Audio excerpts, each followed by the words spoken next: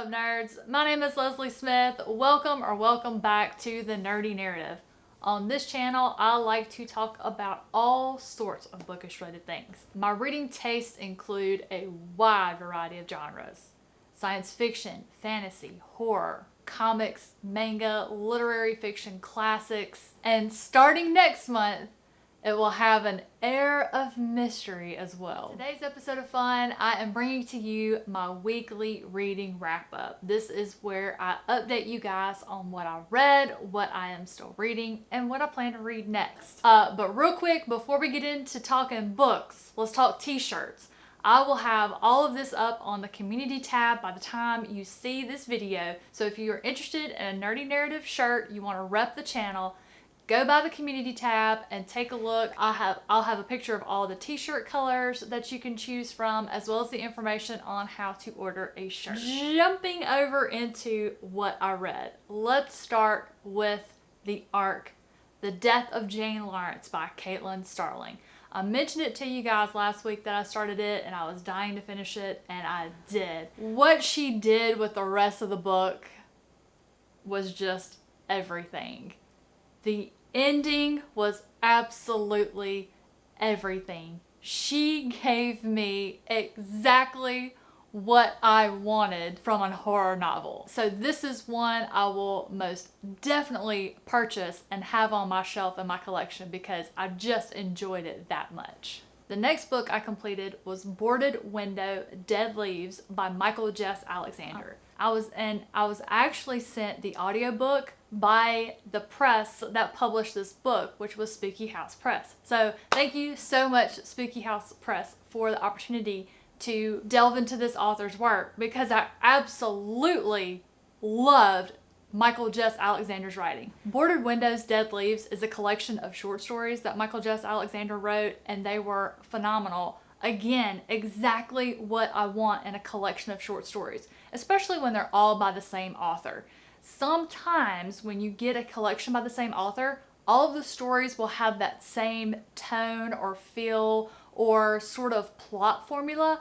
That was not the case with this collection. There were stories that were sufficiently creepy, some that the ending left you wondering, you're not exactly sure what happened, so it's left to your imagination. Some were really funny. Like there was one, I can't remember, but it was a guy who had a relatively new girlfriend, and she was saying, "I love you," and he wasn't feeling it. He's kind of looking for a way out, and then what happens in the story and how it ends is just hysterical. It was a scary story. Like, things happened that would definitely make you wet yourself, but just how it ended, I was cracking up. Then you had some that just had that tinge of sadness to it.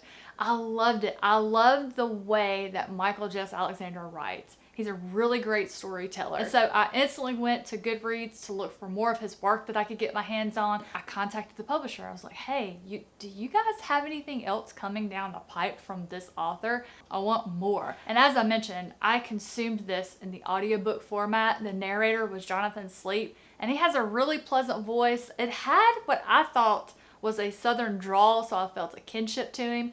He just had a really pleasant voice. There were times that the characters were speaking in a sinister tone that he didn't quite capture. He's one I feel would be great for westerns, historical fiction, like something along those lines.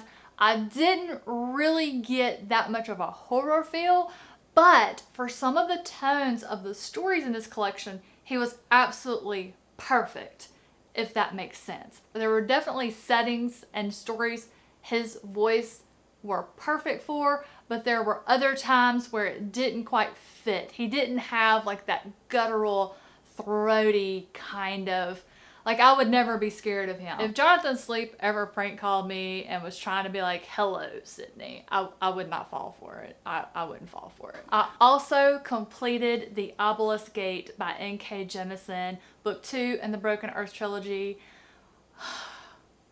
This trilogy is amazing. I am stunned by what Jemison is doing with this series. This is my first time reading her work. I didn't really know what to expect from her as far as an author's tone, writing style. I fell in love with all of that immediately, but I also thought maybe she had revealed all of her tricks to me as an author, what she could do with a narrative in the first book. And boy, did she prove me wrong. Delightfully so. I loved this book. I absolutely loved it in a completely different way from the first book in the trilogy. I think, like, they're both 5-star reads to me for different reasons. This one, we still have multi-POV, but it's a different dynamic, and just how this plot is carried forward is just amazing. Like, you just read this. Guys, just read this.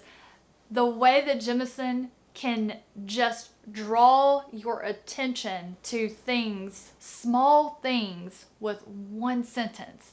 One impactful sentence that will just hit you to your core as to what the author, I believe, is trying to accomplish with this narrative. It is amazing. I cannot wait to read the last book. Next up, I completed book 5 in the Dark Tower series, Wolves of the Kala. And wow, did this thing turn around fast. It dragged in the middle. I'm not gonna lie, there was a bit of a drag to it. It's not that part, that's a bad way to say that. It's not that it wasn't interesting. It definitely was interesting because of a tie-in with Salem's Lot. But what I think happened to me is the intro story about the wolves. Stephen King had me so intrigued, so interesting in that aspect, that's really all I cared about. I just really was in a hurry to get past the story within a story and get to the wolves. And once we got back to that, I was so in. I was just absolutely entranced. And the way this one ended, it was so hard not to walk over here and pick up Song of Susanna and get right into it. Like, the ending, woo! I know he had to have made some people really mad writing these books. Those that were reading them as they were getting published, because they had to wait all this time to get the next book to see what was going to happen. I know I would have been livid. I'm fortunate I don't have to wait until I decide I'm going to go pick up the next one. And knowing that I'm reading one per month, it makes it manageable. But I really did enjoy this one. Now, it is definitely not my favorite of the series. 100% that still belongs to Wizard and Glass. As much as I loved the Wolves storyline in this one, I believe this one is probably my least favorite of the series. And that could be because Stephen King kind of ruined me. The Gunslinger, The Drawing of the Three, The Wastelands, Wizard and Glass, all 4 different tones, completely different narratives from one another. Just something unique happened in all 4 of those. It didn't in this one. This one was another story within a story, and it just wasn't done as well. So, sorry, Wolves. The final book that I completed this week is the Shelf Space June book club pick, which is Dark Matter by Blake Crouch. I've seen a lot of folks in Shelf Space give this one 3 stars or not even really like it that much.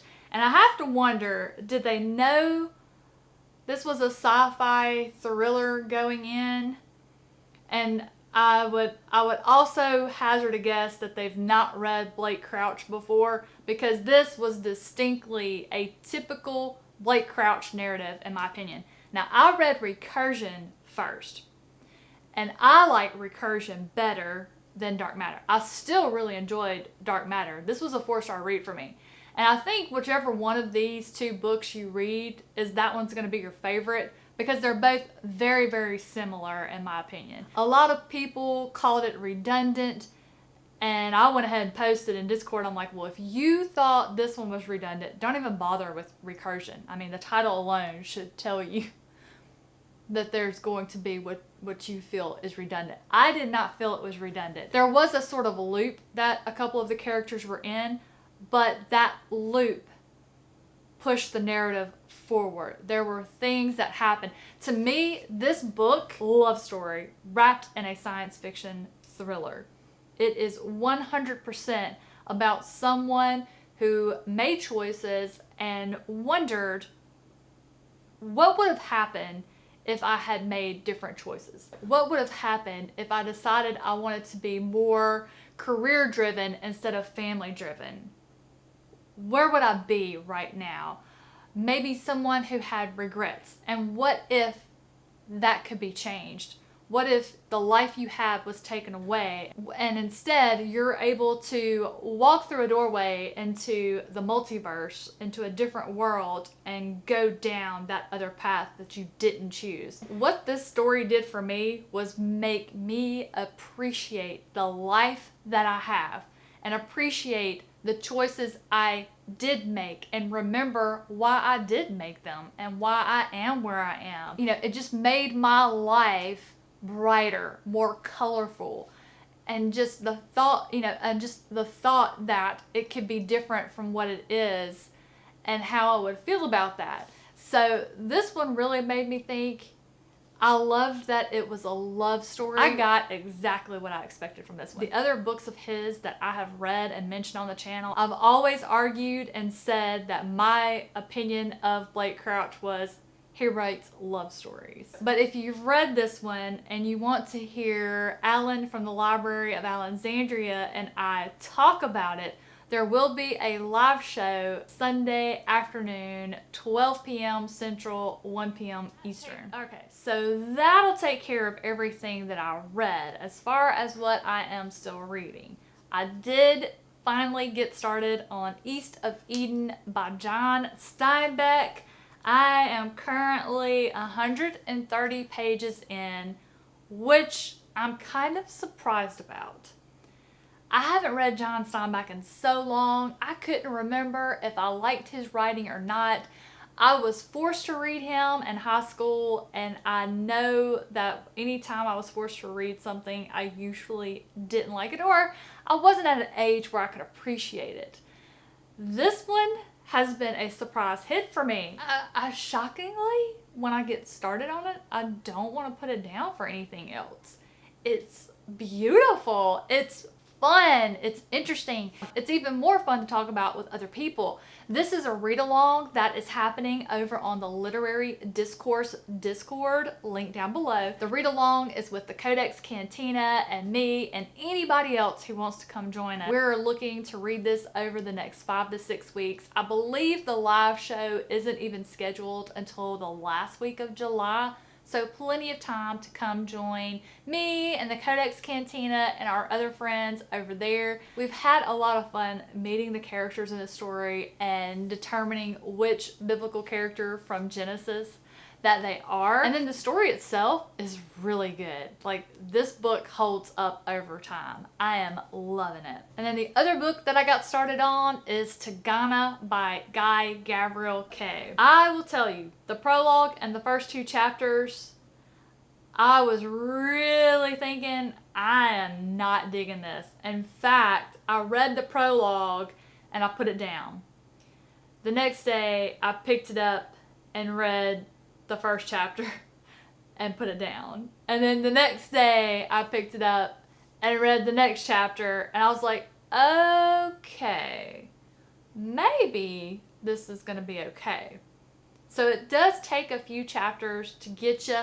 I am still only like 50 pages in, so I'm gonna concentrate on it pretty good today and see if I can just really get a chunk read in it to see if I'm gonna like it, because at this point I'm not sure, but everybody else reading it seems to love it, so I just think I haven't gotten far enough in. I also think it's partly due to really enjoying the other books that I was reading, and now that I have finished most of those and it's only got one competitor, which is East of Eden, I think I'll be able to really spend some time with it and hopefully fall in love with it. And those two are actually all I am still currently reading. If I read a huge chunk out of Takana today and I am not feeling it, I'm just gonna put it down and then start something else that I can finish before the end of the readathon next week, which will likely be Best Served Cold by Joe Abercrombie. Guys, well, that will take care of my weekly reading update, what I read, what I'm still reading, and what I plan to read next. Those of you participating in the readathon, how's it going? How are you guys feeling about your teams? I'm getting really excited for this last full week to see what's gonna happen. I can't wait. We're gonna find out who the new winners of the Shelf Space Readathon are next week. You guys have any predictions? Drop them in the comments down below. And while you're on your way to the comments, don't forget to click the like button if you like the video. If you're not subscribed, click that subscribe button and join the Nerdy Narrative family. We also have a Discord that we love to chat with each other on. That's in the description box, along with links to all of the places you can find me. Goodreads, Twitter, Instagram, I've got a Patreon. Let's get connected. Guys, have a fantastic rest of your day, a wonderful weekend, and I'll see you in the next one.